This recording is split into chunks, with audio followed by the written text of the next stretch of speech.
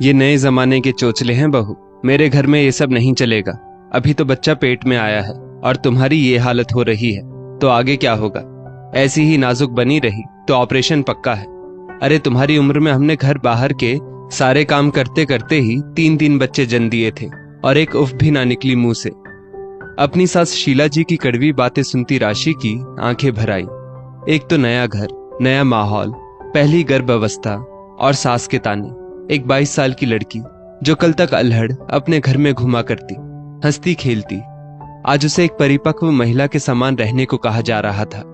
किसी तरह खुद को समेट राशि रसोई में खाना बनाने चली गई। आज उसकी बड़ी ननद और नंदोई जी जो आने वाले थे। राशि की शादी कुछ समय पहले ही अमित के साथ हुई थी। घर में अमित के माँ पिताजी और 2 बड़ी बहनें जिनकी शादी हो चुकी थी। छोटा परिवार और अच्छा घर वर देख राशि के पिताजी ने राशि की शादी थोड़ी जल्दी ही तय कर दी थी। अमित आर्मी में था और शादी के लिए मात्र 1 महीने की छुट्टी मंजूर हुई थी।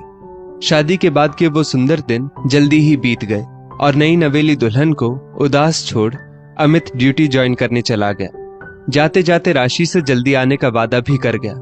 अमित के जाने के बाद राशि को कुछ अच्छा नहीं लगता। तबीयत भी गिरी गिरी सी रहने लगी थी। कुछ दिन बीतते ही राशि को उल्टियां होनी शुरू हो गई। लगता है कुछ उल्टा सीधा खा लिया होगा बहू ने, किसी डॉक्टर को दिखा लाओ। ससुर जी के आदेश पर सासुमा बेमन से राशि को पास के डॉक्टर के पास दिखाने ले गई, लेकिन डॉक्टर ने जो कहा वो सुन उनकी खुशी का ठिकाना ना रहा। राशि पेट से थी। घर में खुशी की लहर दौड़ गई। अमित ने भी जब खुशखबरी सुनी तो बहुत खुश हुआ। राशि खुश तो थी लेकिन थोड़ा घबराई भी थी। नए घर में अभी वो खुद भी कहां एडजस्ट हो पाई थी, ऐसे में बच्चा। अमित से जब राशि ने कहा तो अमित हंस पड़ा। अरे चिंता की क्या बात है, माँ है ना, देखना कितना ख्याल रखेंगी माँ अपनी लाडली बहू का, पलकों पर बिठाएंगी तुम्हें। लेकिन ऐसा कुछ नहीं हुआ जैसा अमित ने राशि को समझाया था। राशि को सुबह सुबह बहुत चक्कर आते और बिस्तर से उठते ही उल्टियां शुरू हो जाती।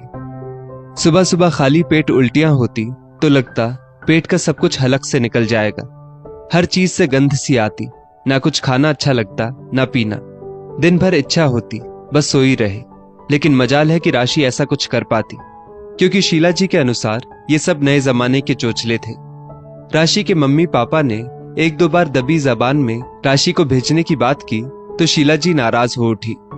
अभी अभी तो बहू घर आई है, इतनी जल्दी मायके नहीं भेज सकती, और हमारे यहाँ पहली डिलीवरी ससुराल में होने का रिवाज है। नया समधियाना होने के कारण राशि के घर वाले चुप रह गए। इधर राशि भी दिन ब दिन कमजोर सी होती चली जा रही थी। अब तो पेट का उभार भी दिखने लगा था। जैसे जैसे बच्चा बढ़ रहा था, राशि को अब साड़ी लपेट काम करने में भी परेशानी होने लगी थी। खाना बना कि नहीं बहू? सास की आवाज पर राशि की तंद्रा टूटी। जी माँ जी, सब हो चुका है, अभी दीदी के आने में समय है तो मैं अपने कमरे में जाती हूँ। खाना बना राशि अपने कमरे में जाकर लेट गई।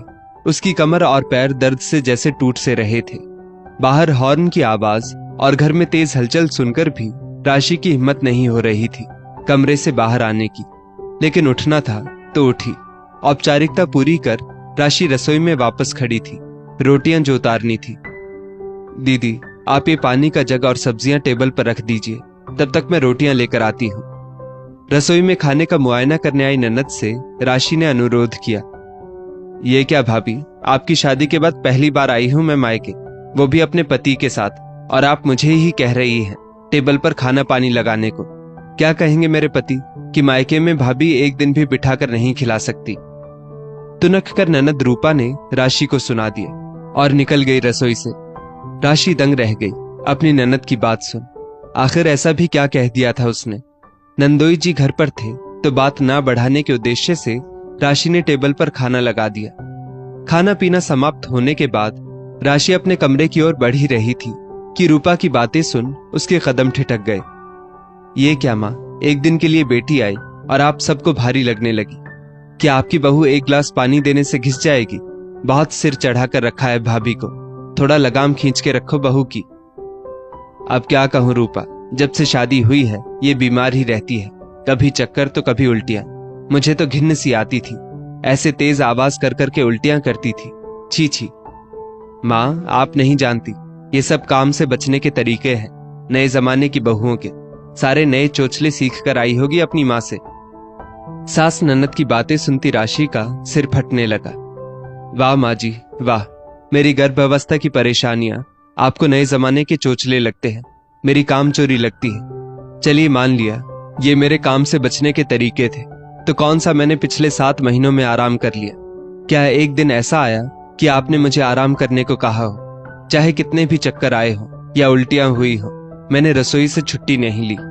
एक औरत, एक माँ होकर भी आपको मेरी उल्टियों से घिन आती थी, लेकिन आपने कभी सफाई तो दूर मुझे एक गिलास पानी भी नहीं दिया। माँ जी, आप तो ना मेरी सास ठीक से बन पाई, ना ही दादी, क्योंकि ना तो आपको कभी अपनी बहू की फिक्र हुई, ना ही आने वाले अपने पोते पोती की। और हाँ दीदी, मेरी माँ ने मुझे नए जमाने की सारी बातें सिखाई है, और ये भी सिखाया है कि घर परिवार में शांति कैसे बना के रखते हैं, कैसे ननदों का मान रखते हैं। तभी आज तक मैं चुप रही और अमित से भी कभी कुछ नहीं कहा, लेकिन अब मैं चुप नहीं रहूंगी। अगर एक गिलास पानी देने से 7वें महीने में मैं घिस नहीं सकती, तो स्वस्थ होकर आप भी तो नहीं घिस सकती। क्या भाभी की थोड़ी मदद कर देने से ननद का मान मायके में कम हो जाता है? माँ जी, हो सकता है कि आपको उल्टियां या चक्कर ना आए हो शुरुआती महीनों में, लेकिन इसका मतलब ये नहीं कि जो सास को हुआ हो वो बहू को भी हो। मैंने बहुत किया इस घर के लिए और बहुत सहा भी है, लेकिन अफसोस मुझे इस घर में हमेशा मशीन ही समझा गया, जो ना कभी थक सकती है ना बीमार पड़ सकती है।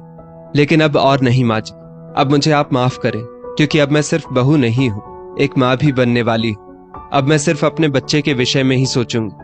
अमित को भी अब सब कुछ पता होना चाहिए, और कल ही मैं अपने मायके जाऊंगी।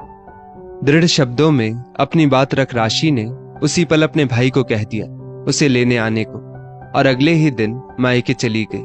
सब कुछ जान अमित भी बहुत दुखी और शर्मिंदा हुआ। दोस्तों, आज भी बहू को इंसान ना समझ मशीन समान समझ लिया जाता है। उसे कुछ भी शारीरिक परेशानी होने का मतलब उसकी कामचोरी से ही जोड़ दिया जाता है।